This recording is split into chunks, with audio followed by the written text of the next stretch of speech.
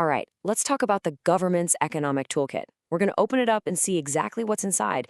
The tools they use to tackle stuff like rising prices and to make sure companies are actually playing fair. Let's get right into it. You've been there, right? Staring at a grocery receipt or the pump at the gas station and just thinking, why does everything feel so much more expensive? Well, that's the big question. And the answer is all about how the government uses a couple of very different tools to try and steer this massive ship we call the economy. So, you can't just have one magic button to fix a huge, complicated economy like ours. It just doesn't work that way. Instead, the government has two main types of tools in its kit, and they are built for totally different jobs. Okay, so here's the best way to think about it. You've got your sledgehammer and you've got your scalpel. The sledgehammer, that's monetary policy. It's for big, broad swings that affects the entire economy. Then you have the scalpel. That's antitrust regulation. It's for super precise, targeted work on specific companies or even whole industries. All right, first up, let's grab that sledgehammer and take a closer look at how it works. We're talking about monetary policy, and its main job lately has been one thing: fighting inflation. So what is inflation really? Well, in simple terms, it's when your dollar just doesn't stretch as far as it used to.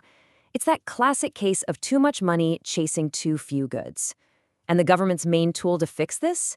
It's blunt, it's powerful, and yeah, it affects every single one of us. So who's actually in charge of wielding this sledgehammer? You might think it's the president or Congress, but in the US, it's actually a group inside the central bank called the Federal Open Market Committee, the FOMC for short. Their whole gig is to keep prices stable.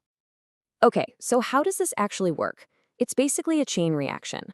The Fed raises interest rates, suddenly it's more expensive for you to get a mortgage or a car loan, and it's tougher for a business to borrow money to grow.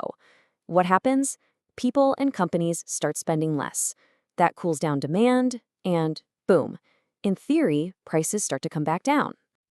And believe me, this isn't just some textbook theory. Just look at what happened back in late 2022. The Fed cranked up its target rate to a level we hadn't seen in a long time. The goal was simple: make borrowing more expensive and pump the brakes on the whole economy. But you might be wondering, why go through all this trouble? Why this complicated, indirect approach with interest rates? Why not just tell companies what they can charge for stuff?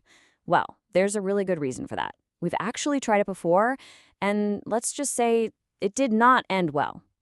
Let's hop in the time machine and go back to the 1970s. President Nixon decided to just freeze all wages and prices for 90 days. And at first, people loved it. It seemed like it was working. But you can't just put a lid on economic forces like that. By 1973, that lid blew off and inflation went through the roof, worse than it had been in decades. It was a huge, powerful lesson for everyone. Okay, enough about the sledgehammer. Let's put that down and pick up the other tool, the scalpel. We're talking about antitrust regulation, and this is all about making sure the marketplace is fair for everyone. And who's the surgeon wielding this scalpel? That would be the Federal Trade Commission, the FTC. They've been around for over 100 years, and you can think of them as the economy's referee. Their job is to blow the whistle on unfair plays, things like monopolies, price fixing, or just plain old false advertising. And man, their job is huge. They're looking at everything from that sketchy ad that popped up on your phone to reviewing monster corporate mergers. Like when huge companies want to join forces, the FTC steps in to ask, hey, is this deal going to be bad for competition? Is it going to hurt consumers? So at the end of the day, the FTC isn't just about slapping companies with fines. It's about something bigger. It's about keeping the playing field level so that everyone gets a fair shot, from the brand new startup in a garage all the way to you and me when we're out shopping. Okay, but here's the really tricky part. Using either one of these tools, the big sledgehammer or the tiny scalpel, it's an incredibly delicate balancing act. And if you get it wrong, things can go sideways fast. I mean, just picture the tightrope they have to walk.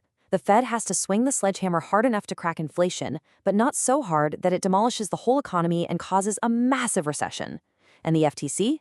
They have to use their scalpel to protect us, but they can't cut so deep that they kill off the innovation and competition that we all benefit from. And that right there is why you always hear people in the news talking about a soft landing. That's the dream scenario, right? It's where the Fed manages to bring the economy down gently, cooling off inflation without a big, nasty crash. For both of these agencies, the whole point is to step in and help, not make things worse. So all of this really boils down to one huge fundamental question that's always being debated. In a free market economy, where exactly do you draw the line?